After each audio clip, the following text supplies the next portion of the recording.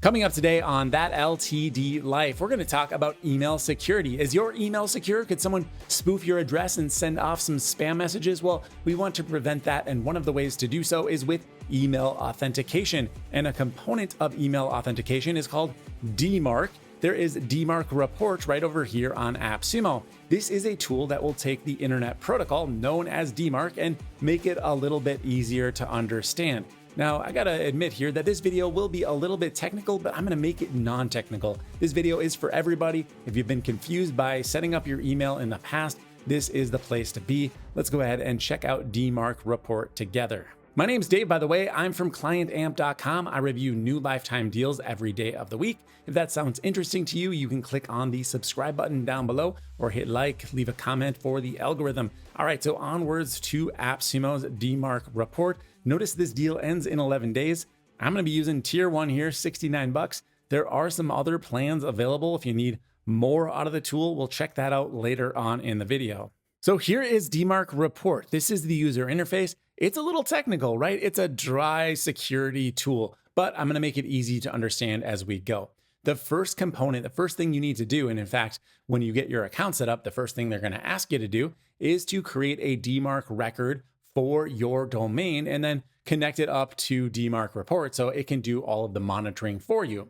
That's going to look something like this, where you'll enter in your domain name right here. Then in step 2, it gives you the actual record. Now, this is a text record, a TXT DNS record. So if you don't know what that is, DNS is kind of a big subject, so I'm not going to be able to go through that from the beginning. But basically, when you buy a domain from someplace like GoDaddy, Namecheap, Hover, any of those great providers, you're going to get access to something called DNS management. This is like the directory for the phone directory for your specific domain to tell it where to go on the internet.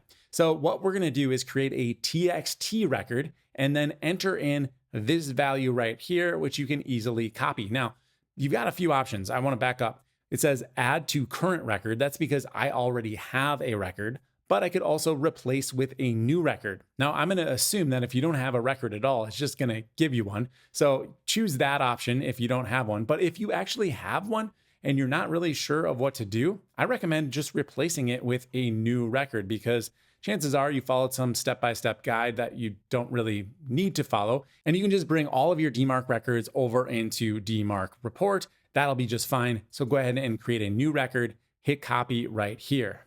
Then over in your DNS settings, so I'm using Cloudflare, but you go ahead and find DNS management wherever you bought your domain name.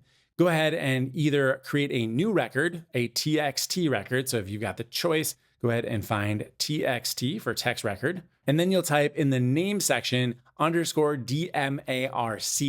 And then under the content, you're just going to paste in that record you copied from DMARC Report a moment ago. But this is only if you don't have an existing record. But I already do. So what I recommend in this scenario is just hitting cancel and then go ahead and search for your DMARC record. Here is mine. I'm going to click edit. And then under content, I'm simply going to paste in that same value I got from DMARC Report a bit ago. Make sure you hit save, head back to DMARC Report, scroll down to the bottom of this screen, check the little box that says you've created the TXT record, and then hit next. Now, you're probably going to see a message here that says your domain is active, but it might say that your DNS has not been set up yet. That's just because it takes a minute for everything to kind of refresh. Don't worry, just go ahead and hit finish. And then when you're on the domain screen, it'll kick you out to here. Just click on the triple dots and then choose retest DNS. It'll probably just take a second. It'll flip over. If this is red,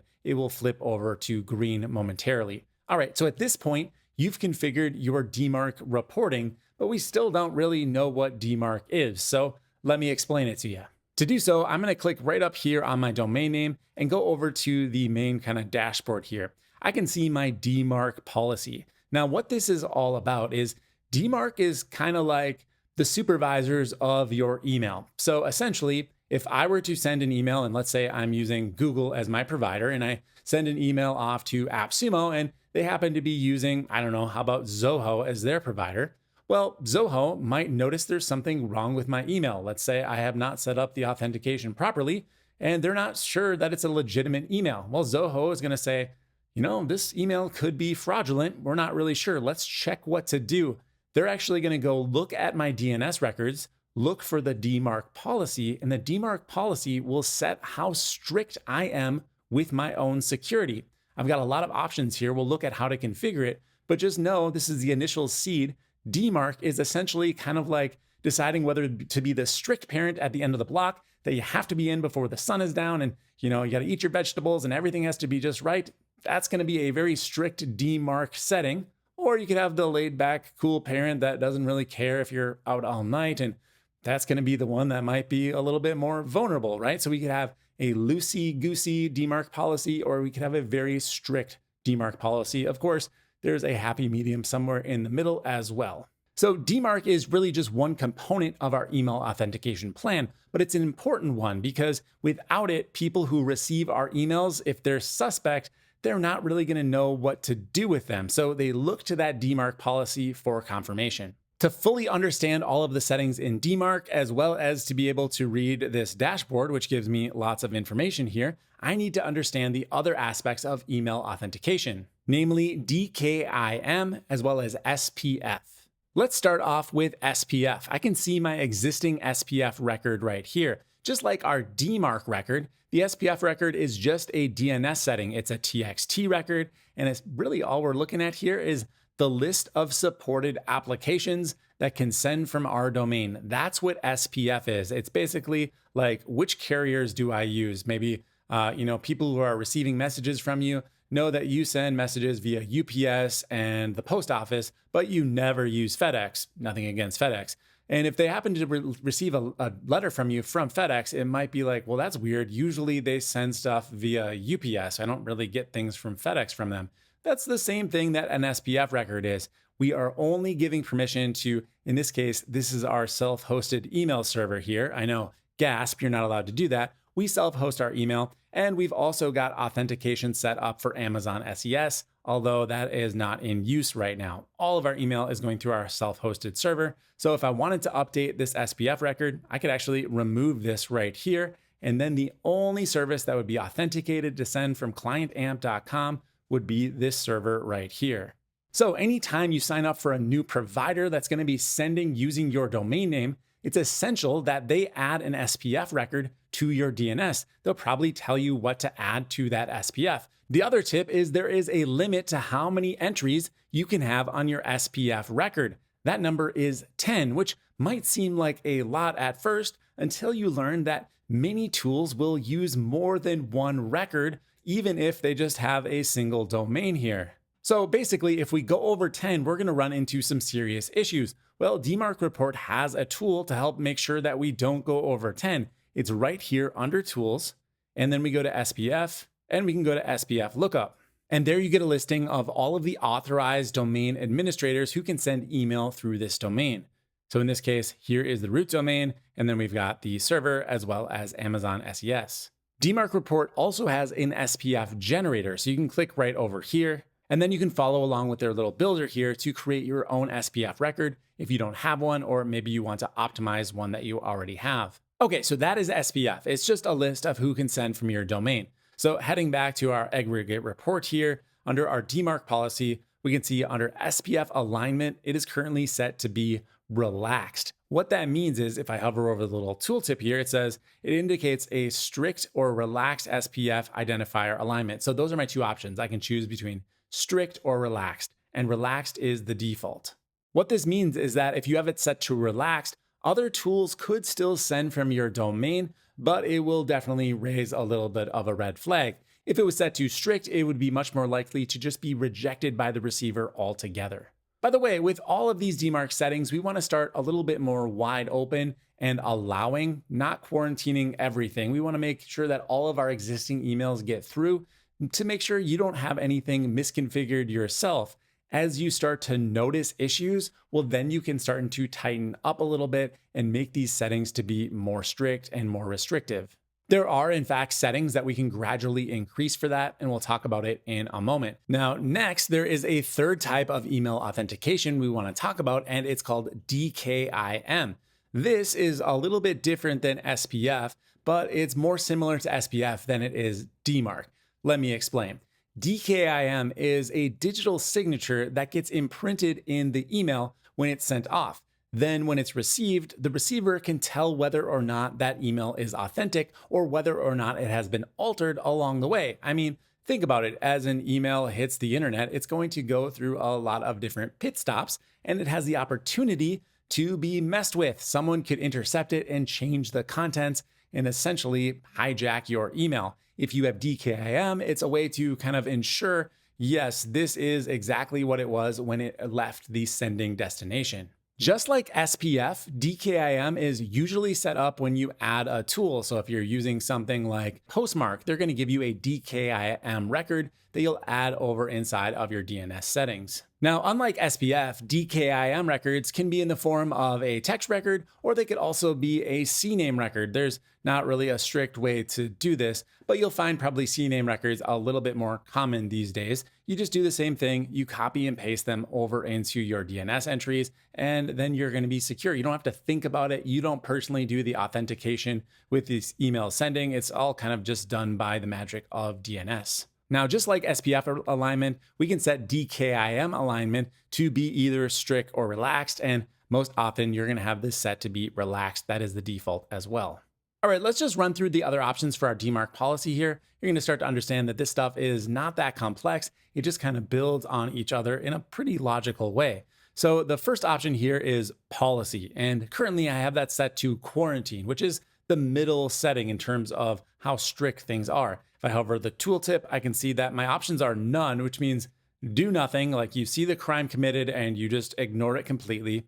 Quarantine, which means you keep things kind of huddled off a little bit, or reject means that email never gets through.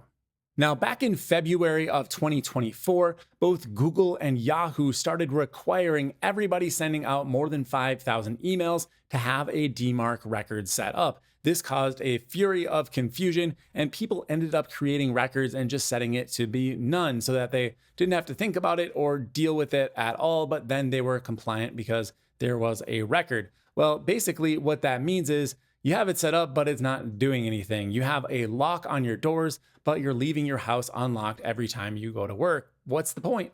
I mean, I guess a lock would at least give the appearance of security, but a DMARC policy set to none is literally doing absolutely nothing for you. So what we want to do is set our policy to at least quarantine, and I'd recommend starting there. Remember, start a little bit more loosey and then tighten up as you feel more secure. But then the most important thing here is the reporting details. Now, you want to set up an email address that's going to receive the report so you actually know what's going on. If you just leave this over to your DNS, you're going to end up it'll be set up, but you won't know whether it's working or not. So this is what DMARC report actually does. We've made it. We can understand the tool. We've actually entered in a DMARC report email address as the destination for all of this stuff that's happening to our DNS records. And now over time, once you set it up, it'll just be blank, right? You're not going to see anything on this screen until you start sending out emails. I've sent 15 emails, and now I can start to see whether or not I am compliant. And sure enough, I've got 14 emails that are compliant and one that was forwarded, which is not exactly compliant. We'll talk about that maybe in a little bit. If I had any emails that were going out which were not compliant, that would be a signal that someone is trying to spoof my account, or my configuration is incomplete, meaning that like I signed up for an email service, but I didn't add them to my SPF record. If any messages were rejected or quarantined, I would see them over here. And by the way, you can click into any of these fields. So if I wanted to see what message was forwarded, I can click right here. And then I can see, sure enough, one of my Google Calendar messages actually got forwarded. And I can see all of the details about it right here, where it came from, and so on and so forth. So why is a forwarded email not compliant? Well, it's because its SPF records will not align. It's been sent off by another email provider, but it includes your original message. So it will obviously trigger a little message here. Now, it's not a full-on red alerts, right? It's just saying, oh, this message was forwarded. It's a very different type of thing, but it is not compliant, so it shows up here. Now, there's one last option in the DMARC policy that we should cover, and that is percentage. Right here, it says the percentage is set to 50. That means only 50% of the email that goes out through clientamp.com is even going to be subject to this DMARC policy. This is a way to gradually increase the strength of the policy again, to make sure that all of the emails go through until you're sure that the settings are dialed in. All right, so what if we want to change some of these settings? You can't just click here and move stuff around. This is really just reading the existing DNS record that we created at the beginning of this video. What you can do is go over to where it says hosted services and choose DMARC. Here, it's going to give you a list of all of your existing policies. So let's say I wanted to move from quarantine over to reject. I could do that. I could set the policy maybe to be, I don't know, how about 75% or even 100 if you want to go gangbusters here. I'll leave it at 50. I could add in, let's say, additional email addresses if you wanted to see what one looks like with human eyes. It's pretty difficult to read. You can change your alignment for DKIM or SPF right here. Maybe I'll set this to be strict for both. And then down at the bottom is generating a brand new DMARC record for me. I could simply copy this and then update it over inside of my DNS settings.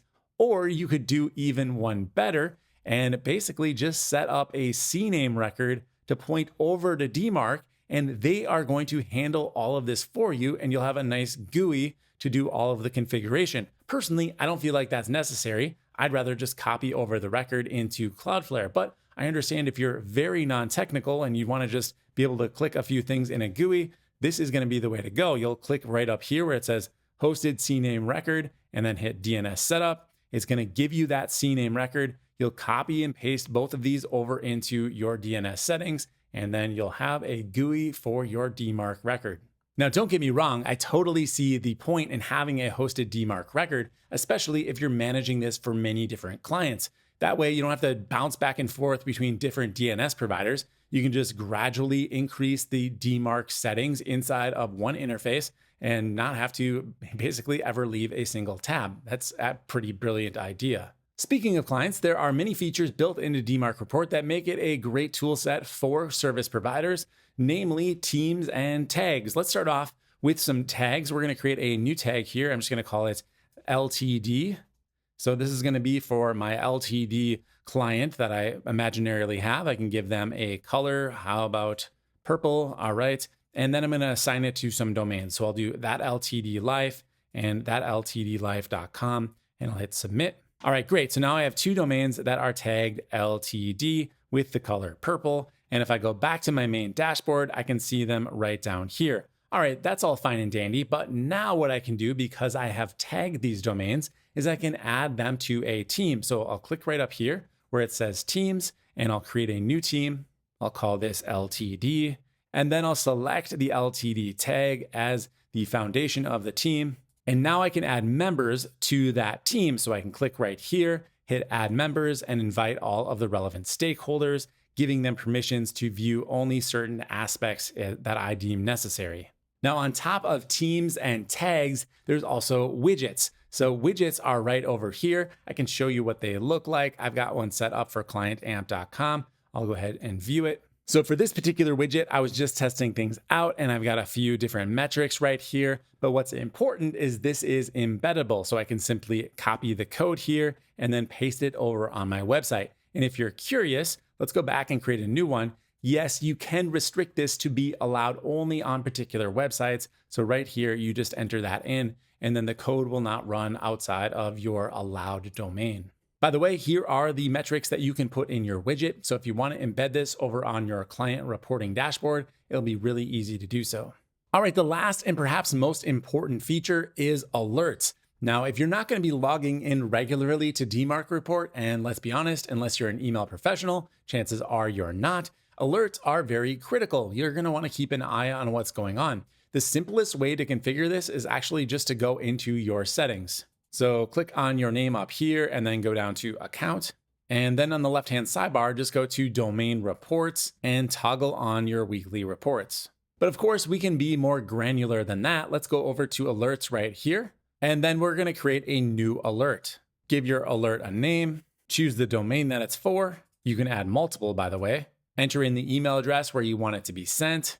And then next, you're going to choose between a metric alert and an event alert. Let's start with an event alert. This is going to be something specific has happened, like the DMARC record has changed, the SPF record has changed. If you're worried about someone else having access to your DNS settings, you can get alerts if they actually get updated. Also, there is SPF, DKIM alignment, and delivery rate drops. Just getting an alert that, hey, things are going wrong. You might want to check this out. I think that in general is a great setting to have for all of your domains. A metric alert is to let you know when a certain threshold has been crossed, such as non-compliant emails. Let's say you set up an alert so that non-compliant emails reach 10 in one day. If you have an entire day where over 10 emails are non-compliant, you can get notified of that or set it to be whatever you like. The other options here are to be emails reported, compliant emails, and then again, non-compliant. All right, so that is DMARC report. I'm going to jump over to the plans and pricing in a moment, but first I want to address the Cloudflare question. I've actually seen this occur online a little bit. Why would you choose a paid option when you could use Cloudflare and have a free option? I think there's a few good answers to why DMARC report is probably preferable for a lot of people, but not everyone. Some people are going to like the DMARC management here. It'll be just fine. The first reason would be that you're not using Cloudflare for DNS management. You could have personal reasons for why you don't want to do that. Maybe your company uses something else. There you go. You can't use DMARC if you don't have your domain managed, the DNS settings managed by Cloudflare. All right, end of story. Another reason you might want to do it is what we were just talking about in terms of notifications. You're going to get a lot of similar looking things here. So I have not had this tool on for a little bit here, so we don't have any data. But essentially, we'll be able to see whether things are in a line, and I can see my overall settings here. I can click in and go right to the records. That's kind of nice. But there are no alerts available in the free plan, which basically means if something is going wrong, I have to manually log in and check. And just knowing me, if I'm managing a lot of different clients, I'm probably not going to go through each and every one to check for alignment all of the time. So yeah, I guess if it's not actually actively monitoring or notifying me if something goes wrong, that's reason enough for me personally to not want to use it. However, huge kudos to Cloudflare for building this service at all. It's amazing that they even do DMARC management. So hopefully this service gets beefed up over time and you can start to do more detailed reporting right inside of Cloudflare. One last thing on Cloudflare is that you could use both. You can use DMARC report as well as Cloudflare. You'll just add in an additional email address, or at the beginning of the video when it said to replace your record, if you're already using Cloudflare, you would just add in addition. You would not replace. So there you go. You can continue to use both. There's nothing about the protocol that is specific to either platform, DMARC report or Cloudflare.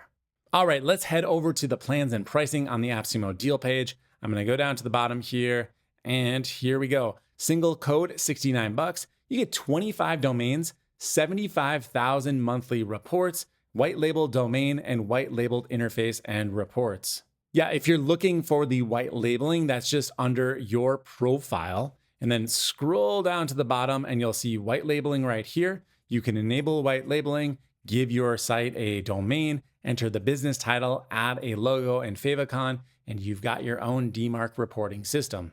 Now, as far as the rest of the tiers go, it's pretty simple. If you've got more than 25 domains that you want to manage, just add another code. Everything will double. You'll continue to get 25 domains and 75,000 monthly reports with each code that you buy until you reach code 5. Between code 4 and code 5, you get an additional 50 bump going from code 5 to code 6, 150 domains up to 200. Going from 6 codes to 7 codes, you'll go up 100 domains. And if you go up from 7 codes to 8 codes, you get 500 total domains, and they add 250 park domains in as well. So for the math, if you weren't following along, that was an additional 200 domains going from 7 codes up to 8. So it's almost time for my final thoughts, but I want to remind you, I've got a link down below. If you're interested in DMARC report, you can grab it with my link, and that helps support these LTD reviews. All right, onwards to my final thoughts. So DMARC report, this is a very high quality, but very specific tool. I think you really need to be a service provider in order to take full advantage of all of the features that it has to offer. Although it doesn't have to be an email service provider in order to make this a nice value add. You could be managing websites for WordPress clients, or maybe even doing email template design. If you can offer some sort of a deliverability offering, it's a way to get your foot in the door to offer more expensive services. So I could see this being a very valuable offer for any type of service provider in the tech space. And honestly, if you just run a single website and that is how you earn your living, let's say you have like an e-commerce site, I still think this is a valuable tool because it's going to send off those automated reports and let you know if anything's going wrong, versus another tool that you might set up once and then just kind of forget. It's better to have your eye on things. And so I think for a one-time cost of like $69, you won't even remember that money was spent in a few months, and it's definitely going to be worth it if someone starts trying to abuse your email settings. So I'm going to give DMARC Report an 8.1. I think this is a really high quality tool that just about everyone should be considering. What do you think? Leave me a comment down below and let me know if you agree or disagree with that score. That's going to do it for this video. Head over to clientamp.com, get signed up for the free email newsletter. Thanks for watching, and I'll see you in the next review.